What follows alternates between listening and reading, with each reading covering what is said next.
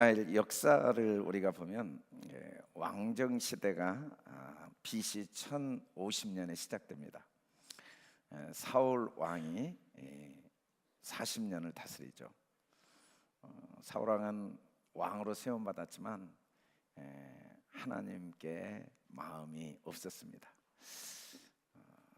다윗이 사울을 이어서 1010년부터 2070년까지 40년을 다스립니다. 다윗은 전심으로 하나님을 섬겼습니다.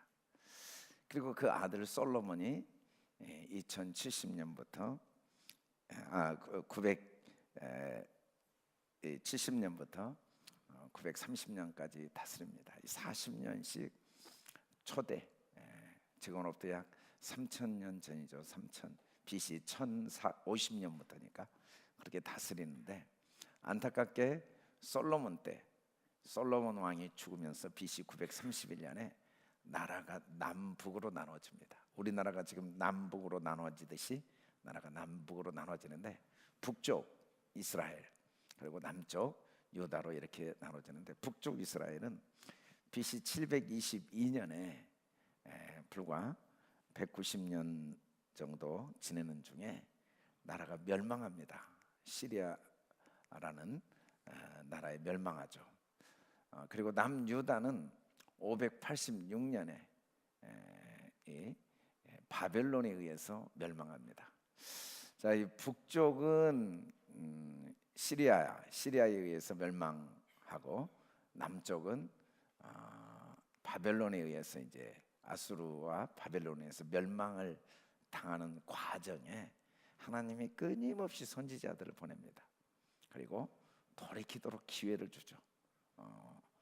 200년, 350년 이상 끊임없이 돌이키도록 기회를 주는데, 북쪽이 멸망하기 전에 하나님이 훌륭한 두 선지자를 보내셨는데, 그 중에 한 명이 엘리야입니다. BC 875년부터 848년 사이에 엘리야라는 선지자를 통해서 하나님이 이스라엘 백성들에게 하나님만 유일한 신이심을 보이시면서 하나님께 돌아오도록 계속 말씀하시죠. 열왕기상 17장에 보면 이 디셉 사람 엘리야가 하나님께 부름을 받아서 사르밧 과부에게 가가지고 그곳에서 기름, 물과 밀가루, 기름과 밀가루, 또 아들을 살리신 기적을 행하시고, 갈멜산에서는 그 이방신을 섬기는 사람 850명을 혼자 다 죽이게 하고, 또 하늘에서 3년 반 동안 비가 오지 않게 했다가 3년 반 만에 비가 오게 하는 기적을 행하게 합니다. 근데 사실은 엘리야가 너무너무 혼자 외롭고 절망한 때도 있었어요. 그래서 스스로 죽기를 원했습니다. 더 이상 살 소망이 없으니까 죽고 싶습니다 라고 할 때, 하나님이 광야에서 떡과 물을 주면서 그에게 다시 사명을 주실 때 엘리사라는 후계자를 세우도록 합니다. 그리고 하사엘에게 가서 아람 왕으로 세우게 하고, 그 다음에 예후 이스라엘 왕을 세우게 합니다. 이 중에 첫 번째가 바로 엘리사 후계자를 세워야 된다. 엘리야는 하늘나라로 가고 싶었어요. 지치고 주님을 향한 열정이 특심이었지만 이제 외롭고 고독하고 지쳐서 하늘나라 가고 싶은데, 하나님이 아직 해야 될 일이 있는데 그 중에 하나가 바로 후계자를 세우는 일이었죠. 그래서 이제 엘리사를 후계자로 부릅니다. 어떻게 부르냐면 자기 옷을 내어주면서 부릅니다. 그러자 엘리사는 농부였거든요. 이 농부가 갑자기 선지자 엘리야의 부름을 받자마자 자기가 농사를 짓기 위해서 가지고 있던 소 12결이 24마리를 두고 바로 엘리야를 따라갑니다.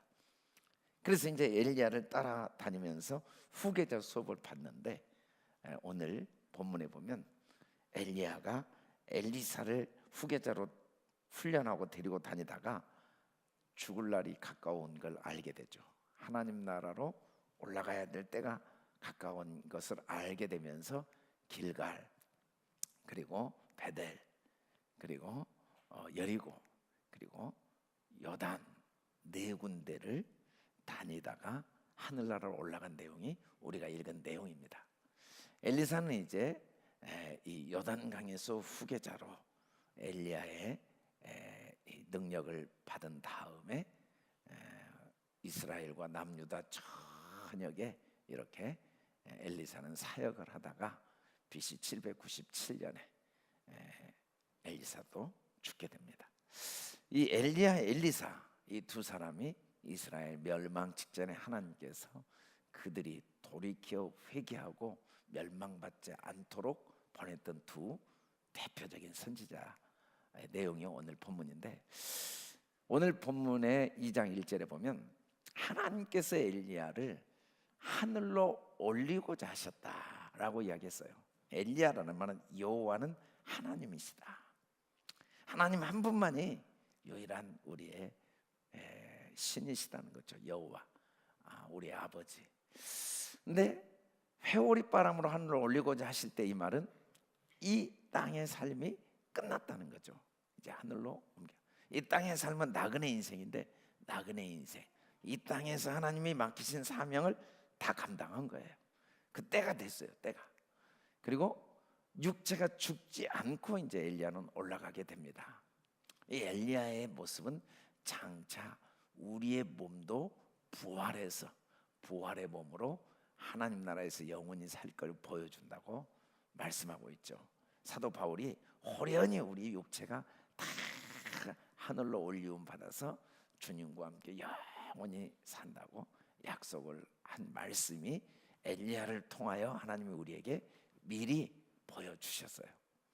그런데 이 엘리야에게 하늘로 하나님이 올라가신단 말을 엘리야에게 가르쳐 주셨는데, 그 이야기를 들은 순간 엘리야는 엘리사에게 반복해서 3번을 똑같은 말을 합니다. 너는 여기 머물러 있어라.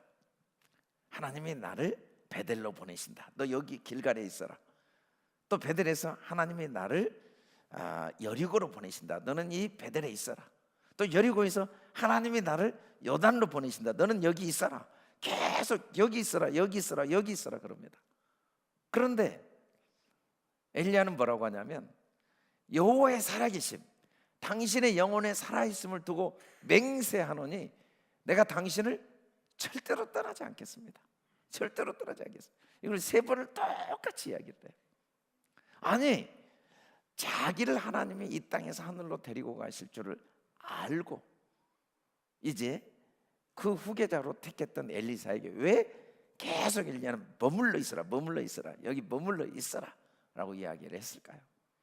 또 그 스승이 한 엘리야의 말을 들은 엘리사는 왜 반복해서 여호와의 살아계심, 당신 영혼의 살아있음을 두고 내가 맹세를 하는데 절대로 당신 떠나지 않고 나는 반드시 따라가겠습니다, 왜 이 말을 3번을 반복했을까요? 엘리야가 왜 머물러 3번이나 똑같은 말을, 한 번도 아니고. 여러분, 스승이 이렇게 반복해서 여기 머물러 있어, 머물러 있어, 머물러 있어 하는데 그걸 거역하는 일이 쉬운 일일까요?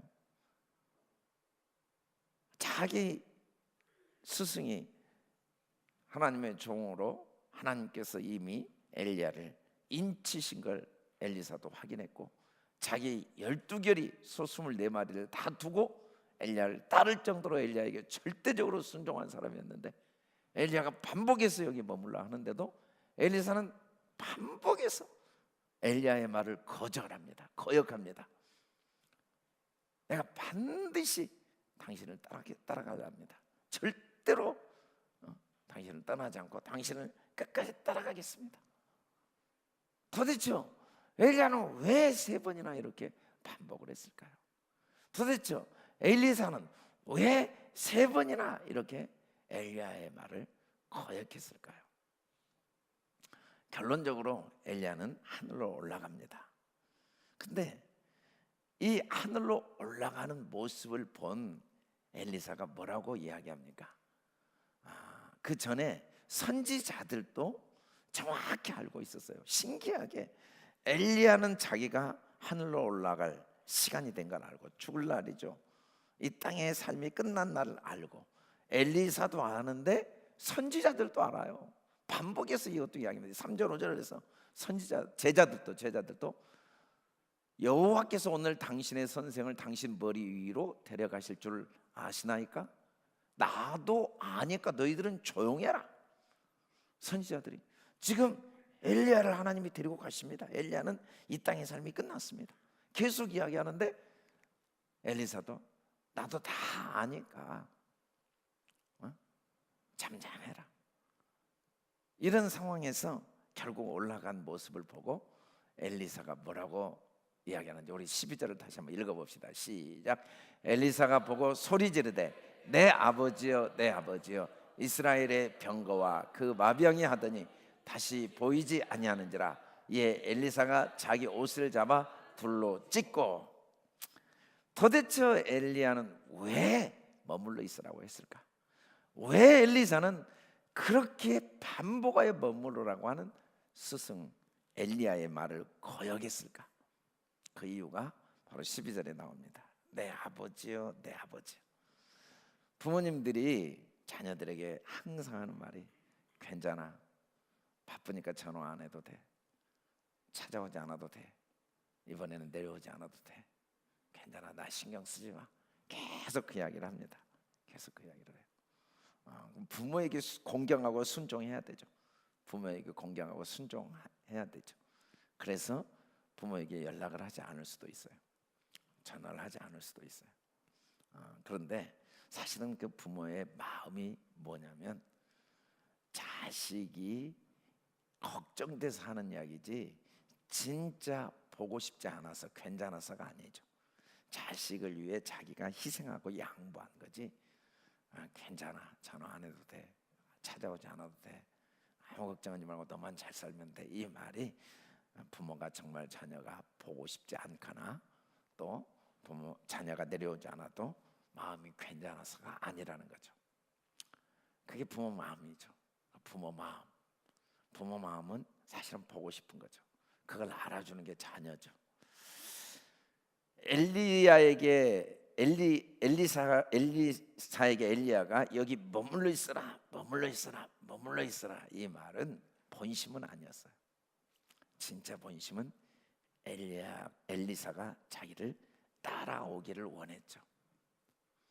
그러나 또 한편으로는 엘리사가 자기가 가는 길을 따라오는 게 안타깝고 마음 아픈 마음이 있었죠. 그런데 엘리사는 엘리야의 마음을 알았어요. 엘리야가 진짜 원하는 게 뭔지. 왜냐하면 엘리사는 엘리야를 단순히 스승으로 생각한 게 아니고 아버지로 믿고 따랐다는 거죠. 오늘 성경에 보니까 내 아버지요 내 아버지요 하고 소리를 질렀다고 그랬어요. 지금까지 엘리사가 엘리야를 어떻게 따랐냐면 아버지로 믿고 따랐다는 거예요. 아버지라는 말이 히브리어로 아바인데 이 근원, 원형 또는 부모를 의미합니다. 단순히 아버지는 남자 아버지를 의미하는 게 아니고 어머니 아버지, 그 자기의 삶의 근원을 아바라고 표현하죠. 이때 아버지 이 말은 육신의 아버지만 의미하는 게 아니고 내 부모, 나의 근원, 나의 원형, 나의 근원으로 생각을 했어요. 근원으로 생각했다라는 말을 성경은 출애굽기 20장 12절에서 뭐라고 표현했냐면 내 부모를 공경하라, 공경이라고 말했어요. 아버지라는 단어 속에는 어떤 의미가 내포되어 있었냐면 공경이 내포되어 있다고 성경은 우리에게 말씀하고 있습니다. 내 하나님 여호와가 내게 준 땅에서 내 생명이 길리라.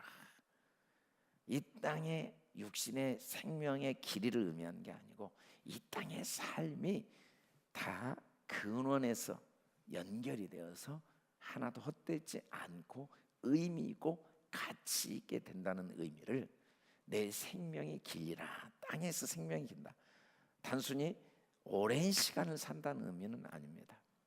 우리의 삶이 근원으로 연결되어서 우리의 육신의 모든 삶이 가치 있고 의미 있고 열매를 맺게 된다는 의미로 내게 준 땅에서 생명이 길게 된다라고 말씀하고 있죠. 에베소서 6장에 보면 내 아버지 어머니를 공경하라. 이것이 약속 있는 첫 계명이고, 내가 잘 되고 땅에서 여기서도 장수, 단순히 오랜 시간 산다는 의미는 아닙니다. 잘 되고 장수하리라 라고 말씀합니다. 이 공경은 절대적인 신뢰와 존경을 의미해요. 절대적인 신뢰. 물론 부분을 보면 오해할 수 있는 상황이 많이 있죠. 마지막 가는 길에 자기 후계자에게 끝까지 나를 따르라고 해도 나중에 혹시 아쉬움이 있을 수 있는데, 세상에 자기를 후계자로 불러놓고 여기 머물러 있으라 라고 말하는 엘리야에게 섭섭한 마음을 가질 수도 있습니다. 오해할 수도 있어요. 그리고 왜 나를 그러면 후계자로 불렀나? 라는 생각이 들 수도 있어요. 그러나 그가 한 말을 듣지 않고 엘리사는 엘리야를 절대적으로 신뢰하고 존경했죠. 절대적으로 신뢰하고 존경했어요. 그래서 엘리야가 아무리 오지 말라고 해도 끝까지 따라갔습니다. 그 본심을 알기 때문에 끝까지. 부모를 공경하지 않는다는 것, 이건 나의 근원, 나의 출발을 부인하는 것으로 성경은 우리에게 말씀합니다. 근원에서 모든 게 내려오는데, 기초, 뿌리에서 모든 게 올라오는데 뿌리를 부인해버리고 위에서 내려오는 근원을 부인해버리면 나는 단절된 인생이죠. 이건 하나님으로부터 오는 모든 복의 통로를 막아버리는 거다라고 성경은 말해요. 왜 우리가 부모를 절대적으로 신뢰하고 존경해야 되는가? 하나님께서 우리에게 그 근원을 통하여 이 땅에 육신을 보내셨고, 우리의 삶을 하나님께서 약속하신 하늘의 복, 땅에 기름진 복을 근원을 통해 내려보내 주시고, 그 뿌리를 통해 열매를 맺게 하시기 때문에 우리는 절대적으로 신뢰, 존경을 해야 된다는 거예요. 그런데 여기서 내 아버지여, 내 아버지여 그랬는데, 성경이 말하는 아버지의 의미는 첫 번째는 낳아주신 육신의 아버지, 육신의 근원을 내 아버지라고 이야기합니다. 두 번째는 나를 가르쳐준 스승도 근원, 이걸 사부라고 하죠. 나를 가르쳐준 부모, 또 부모라고 말합니다. 세 번째는 나라의 지도자, 우리가 그래서 군부라고 하죠. 국가를 이끌어가는 지도자, 또 부모라고 성경은 우리에게 말합니다. 네 번째는 목회자, 영적인 부모. 엘리사의 부모가 엘리야가 될 수 있었던 것은, 엘리야는 영적인 부모죠. 이 영적인 부모, 이 부모를 성경은 우리에게 이야기하면서 이 네 종류의 부모를 통해 우리의 삶의 근원이 그 네 종류의 부모를 통하여 공급되어지고, 그 네 종류의 뿌리를 통해 우리의 삶이 하나님께로부터 계속 축복을 받을 수가 있다는 거예요. 그래서 하나님은 네 종류의 부모를 통해 하늘의 신령한 복과 땅의 기름진 복을 공급해 주시기 때문에 이 부모를 공경하라는 거죠. 내 아버지요, 내 아버지요. 사무엘상 24장 11절에 보면 다윗이 자기를 죽이려고, 아무 죄가 없는 자기, 그것도 장인 어른이, 사울 왕이 자기를 죽이려고 군사 3천을 데리고 샅샅이 이잡듯이 뒤지다가 우연히 동굴에 숨어있는 다윗을 모르고 동굴에 잠깐 들어왔다가 다윗이 사울을 죽일 기회가 있었습니다. 그런데 그때 다윗은 사울을 죽이지 않습니다. 그리고 옷자락만 팹니다.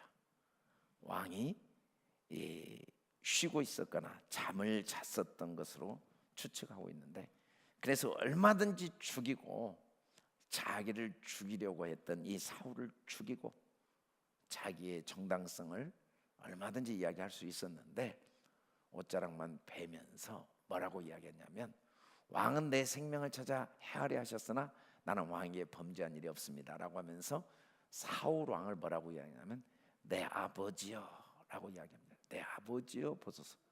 아니, 자기를 죽이려고 하는 이 왕을 끝까지 내 아버지요 라고 이야기하죠.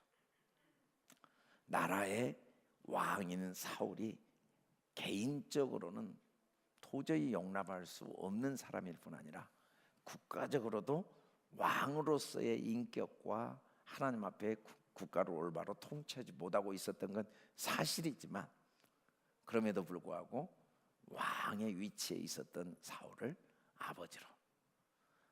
왜 그랬냐면 하나님께 대한 신뢰 때문에 그런 거죠. 육신의 부모도 하나님이 내게 주신 부모예요. 우리가 부모를 선택한 게 아니고 하나님이 그 부모를 통해 나를 이 땅에 보내신 거죠. 우리가 스승도 내가 선택해서 만난 것처럼 착각할 수 있지만 내가 선택한 게 아니고 하나님이 만나게 하셨고 하나님이 허락하셨죠. 국가의 지도자도 국민들이 투표했지만 하나님이 세우시지 않으면 절대로 지도자가 될 수가 없어요. 어떤 이유로든지. 우리는 여러 가지 이유로 지도자가 뭐 사람에 의해서 세워졌다고 착각할 수 있지만 어떤 권위도 하늘로부터 오지 않는 권위가 없다는 거죠. 사망의 음침한 골짜기를 다니고 있는 중에서도 다윗은 주께서 이 모든 상황의 주인이심을 인정하였고 하나님이 사울을 왕으로 세우고 또 자기의 장인으로 세웠다는 걸 인정하고 내 아버지로 고백한 거죠. 우리가 영적인 질서도 사람이 나를 이끄는 게 아니고 하나님께서 그 사람을 세우셔서 하나님이 이끄신다는 걸 믿고 우리가 이 네 종류의 부모, 아버지를 공경해야 된다는 거죠. 그럴 때 하나님은 하나님을 진심으로 공경한 것으로 인정해 주는 겁니다. 아무리 우리가 하나님을 공경한다고 큰 소리를 쳐도 하나님이 세우신 부모를 공경하지 않을 때 결국은 그 부모를 무시하거나 부모를 신뢰하지 않는 게 아니고 하나님을 신뢰하지 않는 것이라고 성경은 말합니다. 사실은 이 부모는 근원인데 축복의 통로이기도 하지만 저주의 통로가 될 수도 있습니다. 아합은 하나님을 완전히 떠났어요. 그가 하나님을 떠나자 그가 하나님께로부터 모든 축복이 단절될 뿐 아니라 그의 자녀들에게도 하나님의 축복이 단절됩니다. 그래서 아합에 속한 자는 성읍에서 죽은 자는 개들이 먹고 들에서 죽은 자는 공중의 새가 먹게 되리라고 하신 말씀이 열왕기하 9장 8절에 보니까 아합의 온 집이 멸망하리니 이스라엘 중에 매인자나 노인자나 아합에게 속한 모든 남자는 다 멸절돼 버리고 맙니다. 우리가 내가 하나님과 단절되면 내가 부모를 공경하지 않으면 내가 하나님이 세우신 네 종류의 부모를 신뢰하고 존경하지 않으면 그 부모들을 통하여 하나님이 주신 축복이 단절되어서 내가 복을 못 받는 정도가 아니라 내 자녀에게도 그 복을 흘려보내지 못하고 오히려 저주를 흘려보내게 된다는 거죠. 아버지는 통로입니다. 축복의 통로가 되기도 하지만 저주의 통로가 될 수도 있어요. 아버지는 그래서 너무 중요한 위치고 또 무거운 위치죠. 교회나 가정, 이 교회와 가정에서 제일 중요한 것은 부모를 공경하는 언어가 항상 가득해야 돼요. 아내는 남편을 공경하고 남편은 아내를 존중하고 또 부모는 국가의 지도자를 자녀들이 있는 데서 어떤 경우에도 내 생각과 아무리 다르고 내가 뽑지 않는 지도자일지라도 지도자를 공경해야 되죠. 지도자로 세운 이상 나와 생각이 다르다고 비난하고 무시하고 함부로 말하는 일을 우리 그리스도인들이 해서는 안 돼요. 자기 부모를 원망하고 자기 부모를 비난하느냐. 어떤 경우에도 자녀들 앞에서 학교의 선생님이나 가르치는 사람을 흠을 잡고 비난하면 스스로 축복의 통로를 막아버린 거예요. 어떤 경우에도 영적인 지도자에 대한 부정적인 말을 하면 이 가정에 하나님이 주신 축복의 통로를 스스로 막는 거죠.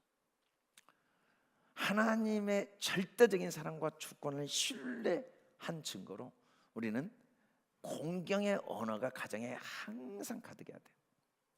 언제 어디서든지 육신의 뭐 가르치는 스승, 나라의 지도, 영적인 지도자에 대해서만큼은 신뢰와 존경의 마음과 말이 가득한 가정, 가득한 교회. 우리 교회는 어떤 경우에도 정치 지도자를 내가 선택하지 않은 사람이 됐다 할지라도, 또 그의 어떤 허물과 약점이 드러났다 할지라도 우리는 그 모든 주권을 하나님께 맡기고 우리 입술로 비난하고 무시하고 원망하고 정죄하고 판단하는 마음과 말이 우리 입을 통해 나오지 않도록 하는 게 예수 믿는 거예요. 예수 믿는 사람이 어떤 건가? 우리는 하나님 아버지를 신뢰하고 하나님 아버지의 사랑과 주권을 절대적으로 믿고 신뢰하는 사람이 예수 믿는 사람. 하나님이 허락하시지 않으면 참새 한 마리도 땅에 떨어지지 않는다는 걸 믿고 인정하는 게 예수 믿는 사람. 예수 믿는 사람은 그래서 모든 부모에게 신뢰와 존경의 마음과 말을 선포해야 되죠. 어떻게 엘리사가 엘리야의 후계자가 될 수 있었는가? 엘리야를 절대적으로 신뢰하고 존중했죠. 그의 본심을 안 거예요. 아무리 섭섭하게 말하고 아무리 논리적으로 맞지 않는 말을 했어도 그 본심을 알면 그 말의 진리를 깨달을 수가 있어요. 아무리 그럴듯하게 말해도 신뢰와 존중이 없으면 그 말을 왜곡하게 돼 있습니다. 그 말의 본심을 왜곡하고 임의로 해석을 하고, 그래서 비난과 원망과 불평과 불순종의 꼬투리를 잡습니다. 그러나 신뢰와 존중이 있으면 아무리 엉터리로 말해도 그 말의 본뜻을 이해하고 그리고 올바로 순종할 수가 있어요. 그래서 우리는 이 공경, 절대적인 신뢰와 존중, 이 마음이 항상 우리 마음의 뿌리에 내리도록 기도하고, 또 가정이 그런 언어가 항상 가득하도록 해서 자녀들에게 하나님의 축복이 흘러가게 해야 돼. 아멘. 엘리야가 엘리사에게 이르되 청하가 내다는 여기 머물러라. 그런데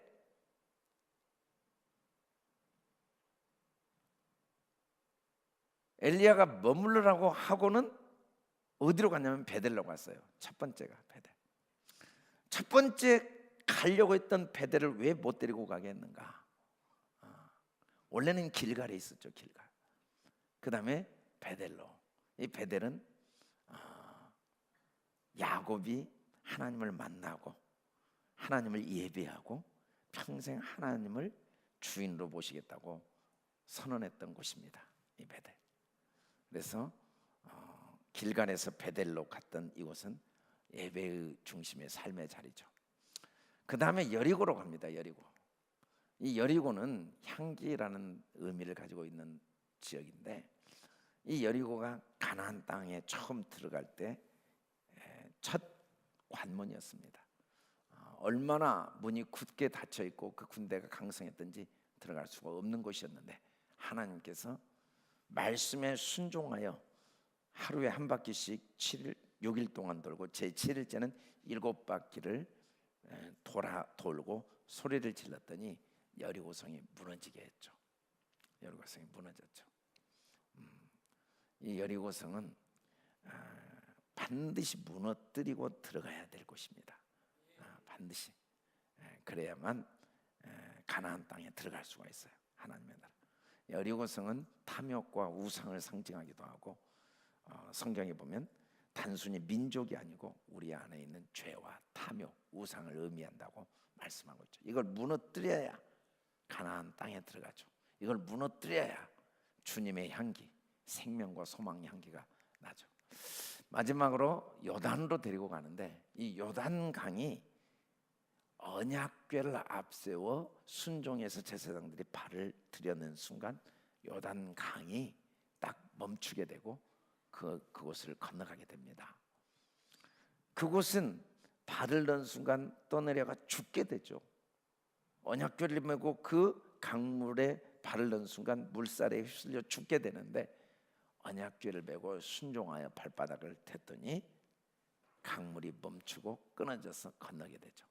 이 요단은 건너다라는 의미인데, 죽음의 강, 자기 부인, 자기 십자가, 자기 자존심, 자기 의가 죽는 곳이죠. 길갈이라는 것은 굴러가다, 애굽의 수치가 굴러간 곳인데, 그래요. 하나님께서 우리를 모든 죄와 저주에서 완전히 해방시켜, 우리의 모든 저주와 우리의 모든 수치가 완전히 굴러갔어요. 우리가 은혜를 받은 거예요. 은혜 받은 데 머물러 있으면 안 돼요. 이제는 주님을 예배하는 삶을 살아야 되죠. 예배하는 삶에 머물러 있으면 안 돼요. 주님을 예배하면서 우리 안에 있는 모든 탐욕과 이 세상 가치관을 철저히 무너뜨려야 돼요. 우리가 하루하루 내 안에 있는 죄와 이 세상 눈에 보이는 것에 의지하는 가치관들과 싸우지 않으면 주님의 향이, 생명과 소망의 향기가 우리를 통해 나올 수가 없죠. 더 나가서 우리는 반드시 죽어야 됩니다. 내가 죽어야 돼요.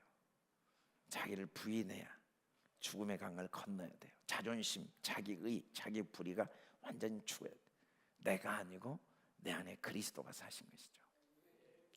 이 네 곳을 엘리야가 마지막 다니고 이제 하늘로 올라간 모습은 안타깝고 힘들고 고통스럽지만, 신앙은 이 고난의 길을 걸어가는 겁니다.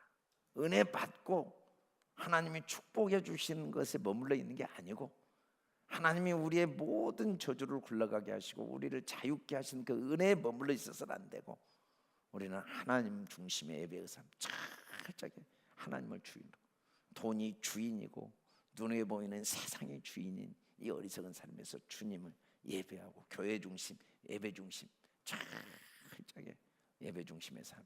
더 나아가 매일매일 우리 안에 있는 탐욕과 우상, 이 세상 가치관을 무너뜨리고 날마다 내가 죽어야 돼요. 내 안에 자존심, 내 의, 내 계획, 내 뜻, 내 생각, 내가 철저하게 죽는 이 길을 끝까지 가야 돼요. 이게 제자의 길이고, 이게 축복의 길이고, 이게 부모가 보여줘야 될 길이고, 이게 자녀에게 주어야 될 길이죠. 물론 모든 부모는 반대의 길로 가게 해줍니다. 다른 사람은 이 길로 가게 해도 내 자녀는 반대의 길로 가게 해줘. 복 받고 하나님 중심, 예배 중심이 아니고 그냥 세상 자기 중심, 그리고 이 세상 가치관을 무너뜨리는 게 아니라 세상에서도 인정받고 세상에서도 존경받고 세상에서 자기 욕심을 이루고 남보다 더 돈 많이 벌고 남보다 더 출세하고, 내가 고생했지만 너는 고생하지 말고, 나는 고난과 희생, 나는 정말 아브라함처럼 갈 바를 모르고 믿음으로 순종하여 여기까지 왔지만 너만은 내가 길을 다 예비해 놓을 테니까 안전한 길, 평안한 길, 그리고 자기를 부인하고 자기가 죽는 길이 아니라 우리 아이들이 살아나는 길로 가게 하고 싶은 게 부모 마음인데, 그게 부모 마음이에요. 엘리야가 계속 그래요. 여기 머물러 있어라, 여기 머물러 있어라, 여기 머물러 있어라, 여기 머물러 있어라. 우리 육신의 부모들이 다 그래요. 자녀들을 세상에 꼭 머물러 있어라, 가나안 땅에 꼭 머물러 있어라, 여리고성에 꼭 머물러 있어라, 요단강 건너지 말고 여기 꼭 머물러 있어라. 우리 부모들이 그렇게 하다가 하늘나라 가죠. 문제가 생기면 자녀를 이 축복의 길로 가는 게 아니라 그 축복의 길로 가는 길에 그 길로 인도하는 사람들을 오히려 찾아다니면서 당신 왜 그러냐고, 당신 왜 그러냐고 맞게 되죠. 그러나 엘리야의 본심을 한 엘리사는 끝까지 그 길을 따라갔어요. 근데 마지막에 엘리야가 뭐라고 이야기하냐면, 내가 내게 어떻게 해야 될지를 구하라 그랬더니 성령이 하시는 역사가 갑절이나 내게 있게 하십시오 라고 기도를 합니다. 하나님께서 뭐라고 약속했냐면, 악한 자라도 좋은 걸 자식에게 주는데 하물며 너희 하늘 아버지께서 구하는 자에게 성령을 주시지 않겠느냐. 이 모든 길을 걸어가는 데는 성령의 능력이 아니고는 못 간다는 엘리사의 고백입니다. 엘리사의 고백이에요. 자기는 끝까지 믿음의 길, 고난의 길, 축복의 길을 가고 싶다는 거죠. 이 길을 갈 수 있는 유일한 방법은 성령님이 도와주시지 않으면 안 됩니다. 당신에게 임하였던 성령의 능력이 내게 갑절이나 임하지 않으면 저는 도저히 그 길을 못 갑니다. 반드시 하나님은 성령을 주신다고 약속했죠. 근데 엘리야는 뭐라고 이야기하냐면, 어려운 일을 네가 구하는구나 라고 이야기해요. 이 어려운 일이라는 말은 뭔 말이냐면, 갑절의 성령의 역사는 갑절의 고난을 의미하거든요. 갑절의 고난. 우리가 자녀로서 하나님께 영광도 상속을 받지만 고난도 함께 상속받아야 돼요. 물론 현재 고난은 장차받을 영광과 비교가 안 돼요. 그럼에도 불구하고 현재 고난이 힘들죠. 그런데 엘리야는 이 갑절의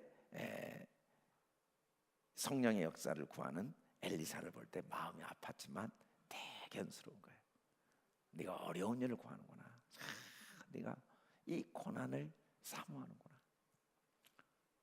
우리도 주님 부르신 그날까지 우리의 신앙의 목적이 이제 이 정도에서 고난이 끝나기를 원하는 게 아니라, 왜 우리가 더 하나님의 능력을 받아야 돼요? 왜 우리가 더 경제적으로 하나님이 축복해 주시기를 원하는가? 왜 우리가 사회적으로 더 영향력 있는 사람이 되기를 원하는가? 그것을 통해 내 탐욕을 채우고, 그걸 통해 내가 더 아니라고 게으르고 내 욕심대로 내 나를 내세우고자 하는 게 아니라, 더 많은 희생과 헌신, 더 많은 영혼들을 섬기고 더 힘써 주님의 나라를 섬기고자 하는 소원을 갖고 구해야 된다. 아멘. 우리는 반드시 하나님이 모든 구하는 것을 주신다는 말씀을 믿고 구하고 있는데도 못 받은 이유는 뭐냐면, 이 구하는 것이 뭔지를 우리가 모르니까. 더 큰 축복은 더 큰 고난이 함께 따라오게 돼 있거든요. 더 희생하고 더 헌신해야 돼요. 그럴 마음이 없이 축복만 받으면 그 축복 때문에 쓸모없게 되거든요. 그 능력 때문에, 그 여유 때문에, 그 지위 때문에 교만해지고 더 자족하고 자기 의를 내세우고. 근데 좋다, 내가 구하는 걸 주되 마지막 조건이 뭐냐면, 나를 내게서 데려가는 걸 보면 이루어지지만 보지 않으면 이루어지지 않는다. 예수님이 하늘로 승천하신 걸 제자들이 보게 됩니다.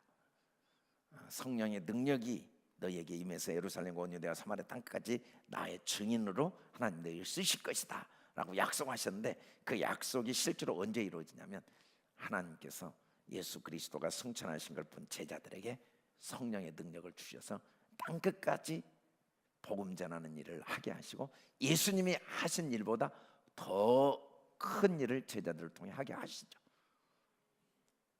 엘리야도 엘리사에게 반드시 내 구하는 걸 하나님이 주시겠지만 조건이 뭐냐면, 나를 데려가는 걸 봐야 된다. 제자들도 그걸 본 다음에 이루어졌어요. 이 말은 뭔 말이냐면, 우리의 모든 신앙의 궁극적인 목적은 천국 소망, 부활의 소망, 하늘나라 소망 때문에 해야 돼요.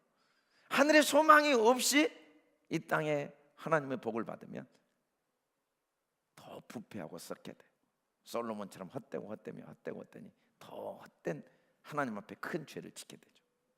우리 양계 가족들은 절대로 속아서는 안 돼요. 이 땅은 영원한 곳이 아니에요. 이 땅은 나그네 길이에요. 잠시 있다 갈 곳이에요. 우리의 소망은 천국이에요. 영원한 나라, 천년 만년 억만 년 살 하늘나라 소망이 분명한 성도들이 돼야 돼요.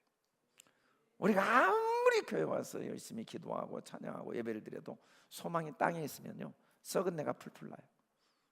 세상 사람들이 우리를 보고 뒤에서 비웃어요. 말로만 예수 믿지 나하고 다른 게 뭐가 있는가. 천국에 소망이 없으면 우리는 정말 비참해요. 소금이 맛이 없는 거예요. 맛이 없으면 어디다 쓰겠어요? 사람들에게 무시당하죠.